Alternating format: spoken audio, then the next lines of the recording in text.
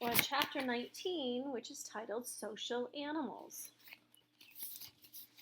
It is not easy to teach a baby skunk to stay or to sit or to roll over, but Bat and Israel discovered that Thor could learn one trick. Come. When Israel pointed Thor in Bat's direction, and Bat said in his sweetest voice, "Thor, baby Thor, come here, baby Thor," the skunk kit's nose quivered and his feet scuttled clumsily along the ground, and his growing black and white tail followed behind him as he made his way across the distance between the two boys. "You're the smartest skunk kid in the whole wide world," Bat cooed to Thor, scooping him up and kissing his nose, the top of his head, his fuzzy little paws. When Thor was too tired to come anymore, Bat and Israel fed him a snack of soft bread and wet dog food and watched as he ate it and licked his whiskers. Then he retreated to his nest in the kitty carrier, scratched around for a few minutes, and disappeared into silence. Bat and Israel sat on Bat's railroad rug just outside of Thor's playpen, eating the last snack before bedtime. A bowl of popcorn Mom had brought them. She made it in the air popper and had poured melted butter over it and sprinkled salt on top. "It's great how big Thor is getting," Israel said, crunching a mouthful of popcorn. "How long until he'll be ready to release?" The question made Bat's stomach feel queasy. He dropped his handful of popcorn back into the bowl. "Not for a long time," he said. "He's still barely a toddler. You wouldn't send a toddler out into the cold night all alone, would you?" "Right," Israel said. "I know not now, but just how long do you think? A month? A year? How long do you get to keep him?" "That's a stupid question," Bat said. He stood up and brushed the popcorn crumbs off his pajamas. "Why is it stupid?" Israel asked. He was still sitting on the rug, still eating popcorn. "Because it's stupid," Bat yelled. Actually, he knew it wasn't a stupid question. It was the same question Bat had asked himself over and over every day. He asked it over and over because he didn't like the answer and kept hoping for a different one. The real answer was that Thor could stay with them until the end of summer, when he would be nearly full grown and able to forage for food on his own. Then they would have to release him into the wild. "You know, Bat," Israel said, "sometimes you could be nicer." How could it be that just a few minutes ago, Bat had been telling Israel that he was Bat's best friend, and now Israel was telling Bat that he wasn't nice? Everything had felt great, and now everything felt terrible. There was a knock on the door, and Mom poked her head in. "Boys," she said, "it's time to brush teeth and climb into bed." "Okay, Dr. Tam," said Israel, and he got up and headed toward the bathroom. From the living room, Bat heard the happy laughter of Janie and her friends. It wasn't fair, he thought. "Mom," Bat said, "Janie is a social butterfly, and I am a social frog." "Oh, baby." Mom didn't ask what had happened. She just stood next to Bat and put her arms around him, letting him take a step into her hug before she squeezed him tight. "It's late, and you're tired," she said. "Things will look better in the morning. Things are always brighter when the sun comes up, for butterflies and for frogs," which is titled Pot Throwing. The sleepover ended at noon the next day, when the last of Janie's friends was picked up by her mother. "See you, Bat," said Frida. "Thank you, Janie. Thank you, Dr. Tam." The first kid to leave had been Israel. His parents had to pick him up early because they were taking a load of Cora's pottery to the farmer's market to sell, which they did every few months, and Israel had to help. "It was fun," he said to Bat before he left, but Bat couldn't tell if that was the truth or not. Bat was still embarrassed by how he had yelled at Israel the night before, but he didn't like to apologize, and anyway, Israel shouldn't have kept pushing him about when they would have to release Thor into the wild. And the next day, a dreary, drizzly sort of day, Israel didn't come to school. "Maybe he is sick," Mom said. "There's a cold going around." She called Israel's house to find out, and sure enough, she found out that Israel had been under the weather. "That's a funny expression," Bat said. His voice felt sort of high and tight, because you can't really be under the weather, or over the weather. You can only be in the weather or out of the weather, don't you think? "I think," Mom said, resting one gentle hand on Bat's shoulder, "that maybe you're still upset about fighting with Israel this weekend. Do you want to talk about it?"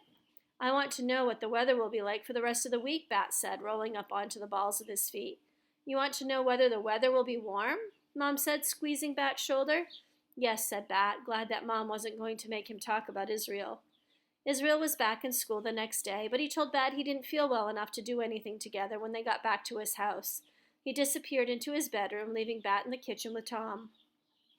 I've got an idea, Tom said. How about we get our hands dirty? Bat was not a big fan of dirty hands, but he didn't feel like saying no to Tom.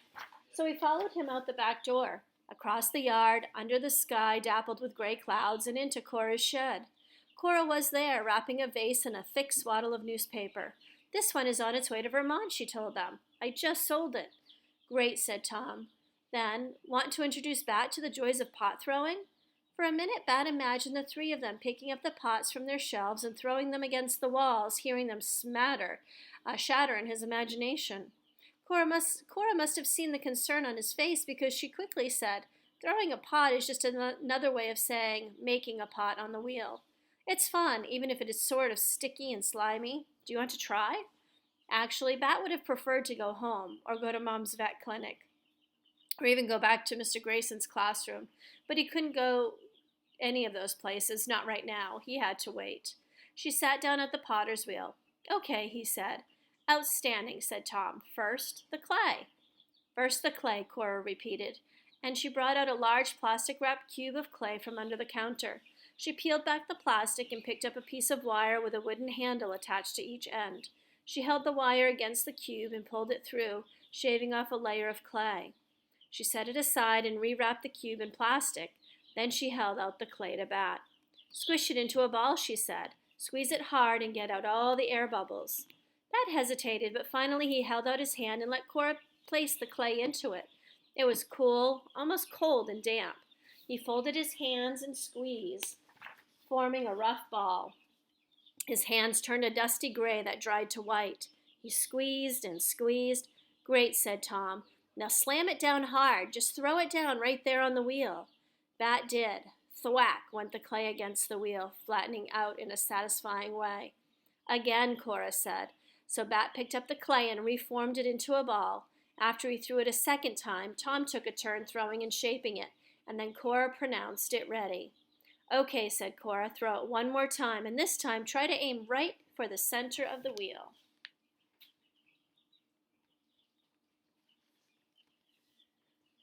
Bat threw the clay. Perfect, Cora said. Now Tom will keep the wheel spinning so you don't have to worry about that. I'll help you keep the clay wet. You just cup your hands around the clay, gently but firmly, like you're holding on to something precious. Okay? I'll pretend I'm holding Thor, Bat said. My skunk kit. Great idea, Cora said. Ready? Bat nodded. He cupped his hands around the clay lump. Beside him, Tom stepped gently on the foot pedal, and the wheel began to spin. Cora took a cup of water and poured it in a slow, steady stream over Bat's hands and onto the clay. Good, Cora said. Push the clay down and in, down and in. Don't worry if it squishes through your fingers. That's fine. Wet clay oozed out between each of Bat's fingers, and it was a gooey feeling, but not bad. Kind of interesting, actually. Bat watched the clay spinning, in fast little circles. He watched the clay pushing out between his fingers. He felt almost hypnotized by the sensation of the slippery wet clay in his hands. Spinning, the challenge of holding it just right in between his fingers and thumbs, not too loosely or it would wobble out of control, not too tightly or the emerging bowl would smush in on one side. But then he could feel the clay beginning to shift off center. It was falling to the side, and he tried to push it back into the center of the wheel, but it seemed like the harder he pushed, the worse it got. And then the clay wasn't a ball anymore. It was a weird floppy tube, and it was twisting and falling, and then he yelled, "It's breaking!"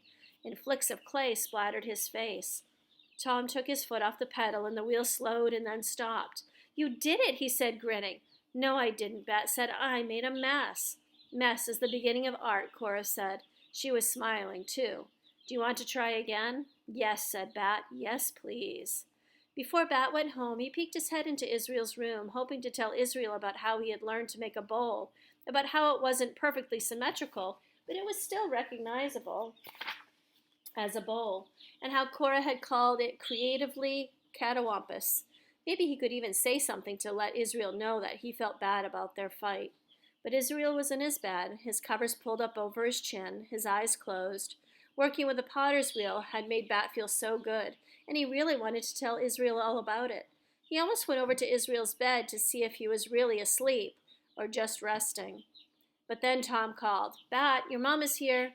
Bat hesitated, looking at the sweaty curls on Israel's forehead. Then quietly he backed out of Israel's room, feeling sort of lonely and disappointed that he wouldn't be able to say goodbye.